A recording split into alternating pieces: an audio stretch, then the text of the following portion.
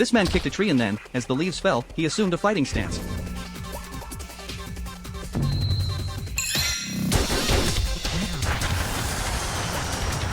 When all the leaves had fallen, he opened his palm, and his hand was filled with leaves. This was the meaning of the strike punch. He asked Mike to try it too. If Mike could catch 10 leaves at once, Jack would agree to teach him boxing. But Mike had only 1 week to practice. Jack then left and continued with his running training. Meanwhile, Mike began trying to catch the leaves. He could easily catch one, but when he tried for a second, it became difficult. Every time he reached out for the second leaf, the first one would fall. Mike struggled to find a method that worked for him, practicing continuously. However, after practicing for a whole morning, he still hadn't caught the second leaf. Exhausted, Mike sat on the ground and realized how tough the task was. This training wasn't something someone new to boxing could easily do. Jack had made Mike practice this way because he didn't want Mike to become a boxer. But what no one expected was that Mike was incredibly determined. Over the next week, he practiced constantly, day and night, trying to figure out how to catch 10 leaves at once. After a few days, Mike made significant progress. His punches became quicker and more agile. Finally, he was able to catch 2 leaves at the same time. But that still wasn't enough. Soon after, he managed to catch 5 leaves at once. But Mike felt that this was his limit. To catch more leaves, his punching speed would need to be even faster. With the deadline approaching, Mike became anxious. Then, he remembered the sound of Jack's punches. That sound was completely different from his own, and Jack's punches seemed so effortless. Mike suddenly realized what he needed to do. He tried relaxing his fists, and immediately, he felt something change. He understood that to throw punches quickly, he had to keep his fists relaxed, as his previous tight grip had been slowing him down. With this new understanding, Mike focused on coordinating his body and footwork, and his punching speed increased dramatically. He continued practicing until he exhausted his last bit of energy. Then, he brought Jack in to show his progress. After the leaves fell, Mike assumed his stance and